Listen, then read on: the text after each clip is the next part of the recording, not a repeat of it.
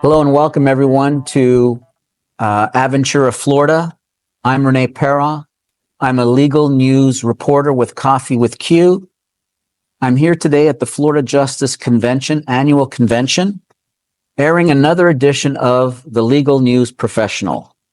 Today's guest will be Brian Spira, a pioneer in litigation finance. He works with the Oxbridge Financial Group, and Brian has been helping attorneys for the last 25 years. Welcome, Brian. Glad you're here and you were able to come on the show to answer a few questions about yourself and your particular expertise in the business of law. Thanks for having me. Okay, we got a couple of questions today, and I'm looking forward to your answers. I guess the first one is, as a founding member of the Oxbridge Financial Group, you have an impressive record of projects helping law firms and plaintiffs with their funding needs operationally, developing strategic partnerships, and you've been involved doing this for the last 30 years. As a legal service professional, tell us what's changed over time. Well, other than that I had brown hair and now I have gray, I think there are two trends that have changed over the last 30 years. The first is litigation funding, and the second one is technology. And I'd like to unpack it a little if I could. Litigation funding, when they started in 1995, it was sketchy. It was like payday loans are looked at right now. In fact, when we were first approached to help a litigation funder get financing, we had to go to 5 New York law firms until we found someone that would write us a legal opinion that it was even lawful to do litigation funding. At the time, there were issues of champerty and maintenance and other things. And what we had to do with our client was really set parameters and take it beyond the scope of payday or loan shark loans, which was looked at. And over a period of 5 years, it started to be more structured. There was an association of legal funders, and then funders from overseas came in. And by the time 2004, 2005 arrived, not only were we managing a $250 million portfolio of loans to law firms, the RAND Corporation and the Civil Justice Society started dedicating time to talk about litigation funding. And by the time 2010, 2011, even AmLaw 200 companies that were thumbing their nose at it were getting involved. Today, there is more litigation funding than ever in every kind of stripe, in every kind of situation. And that change in funding, first of all, provided a lot of money into the system, which has its advantages and disadvantages. The second trend is to do with technology. In 1995, if you were a national law firm, that means you had offices in the 12 largest metropolitan centers, you had support staff, you had to be a national law firm. Otherwise, you were just a local law firm that referred cases out to a national law firm. But with technology, boutiques started growing up, and that you could have the ability of providing full services even from a small office. You could be on a beach in the Bahamas and run a law firm. So that democratized, along with funding, allowed even a smaller shop to be a national firm. But technology added a challenge to that. And that challenge was that as technology and data exploded, the costs of discovery and the breadth of discovery exploded. It wasn't just bankers' boxes anymore. It was consulting, how to maintain your records, how to get records, where to store this information, reviewing millions upon millions of gigabytes of data. And that presents a challenge today to the 21st century lawyer that didn't exist 30 years ago. Very interesting. What drew you to helping law firms become more effective and efficient in their practice of law? Was there a pivotal moment in your life that led you to this? That's a great question. I'm not sure that there was one pivotal moment, but I think it came over time with many little moments. I think when we started with litigation finance, we believed that the primary obstacle facing plaintiff firms was money, that the defense was well funded. The plaintiffs only got paid if they succeeded in their cases, and the law firms only got paid if they succeeded in their cases. And that the biggest barrier to success was money.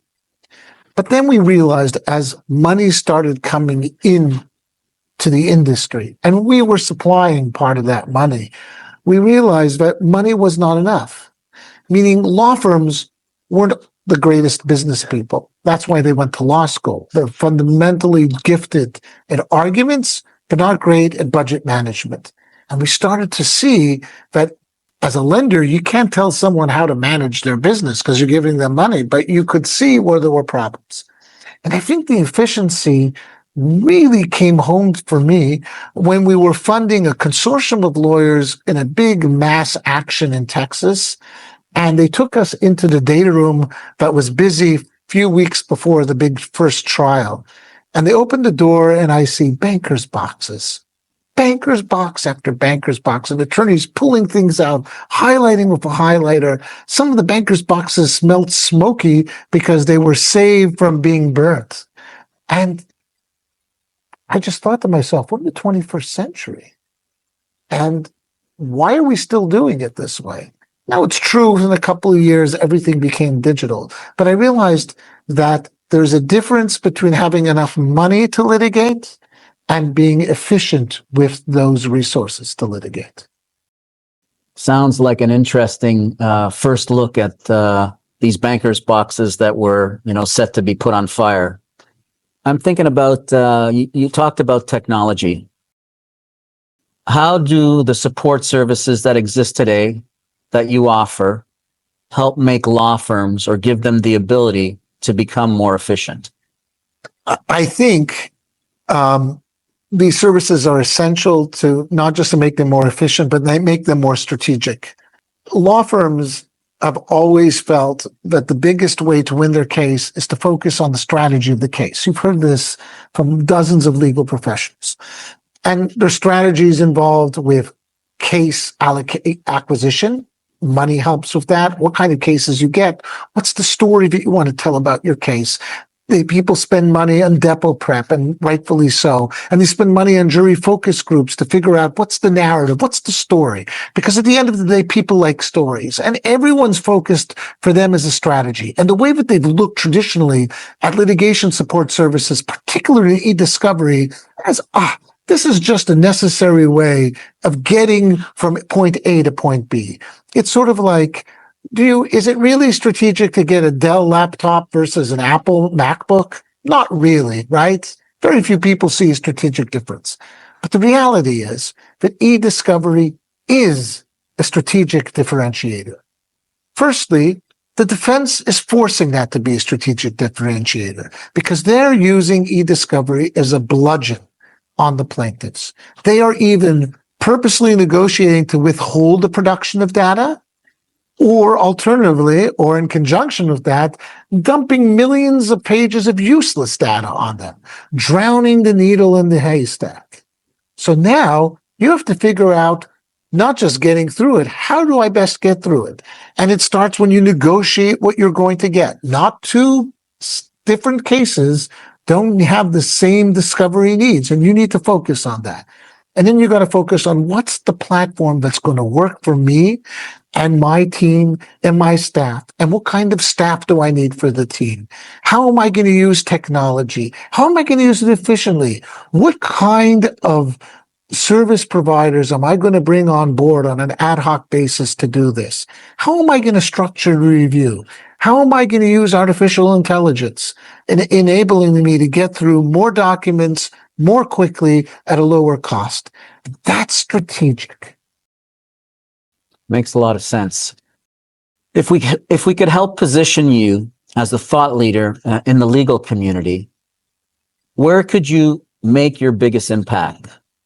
Would it be in educating law firms? And what would that be? Or something else? I think it goes all about education. I'm a big believer in whatever I've done, but an educated customer is the best customer. One of the problems that we have is that law firms think of e-discovery, someone else is going to do it, and we have an easy button, and Don't worry. Just press a button and it'll get done. And what I'd like to be able to do more is educate them on the timeline of cases, that the best efficient use of e-discovery vendors and providers is by mapping out the discovery just like you do when you have deadlines on a case. Because what happens is all of a sudden you realize at the last minute you have, oh my God, 100,000 documents I just presented with. It always costs more if you have to do things at the last minute. And therefore planning is just so essential. And the thing I'd like to do is educate them, not just on being seduced by the lowest price per gigabyte, but understanding what's really behind it. What else are they going to need? Is this going to work for your firm? There's no two solutions work for the same firm. And therefore educate them what they need, how they work, and provide something that's tailored for them. And that helps them improve as litigators and helps them improve the timeline for the cases, and it will help them sleep better at night. That makes a lot of sense. 5 years from now, how do you want to be known in the legal community? What legacy are you hoping to be building? I'm 56 years old, so it's kind of hard to think of legacy. But in the small niche place in the litigation universe that I inhabit, I'd like to be known as someone that helped plaintiffs and their attorneys achieve a small measure of justice more quickly and more efficiently. I'll give an example. The opioid litigation is one of the most significant litigations that have occurred in this country since the big tobacco settlement in 1998. And when we got involved, the plaintiff consortium was being drowned by documents. Not the documents that the defense had to produce. That was difficult enough. But by their own documents, their own electronic information from all the state attorney generals. And they didn't know how to do that in a timely fashion, and they were being sanctioned, and the defense was really pushing them into a hard place. And by designing the rubric of how to conduct the review and scaffolding the different teams, we were able to make an unmanageable process manageable. And that, I'd like to believe, sped things up. How does a consumer directly benefit from some of the things that you do? I think the consumer benefits from what the Trial Lawyer Association or the American Association for Justice or any plaintiff attorney does, because corporations, while they do a lot of good, even the corporations such as Johnson & Johnson, who without life-saving medications, the average lifespan in this country would be much lower. While they do a good job, unfortunately, things happen. Sometimes they do things that they don't reveal. Sometimes they do things that are inappropriate. And the fact that there's a trial lobby makes the world safer. Real change happens because the trial lobby gets involved. There would be no mandatory seatbelt law if it wasn't for the trial bar. And it is a much safer world when everyone's wearing a seatbelt. The trial bar are the guardians of our public safety. I would say they're the guardrails of capitalism. Capitalism is an incredible thing.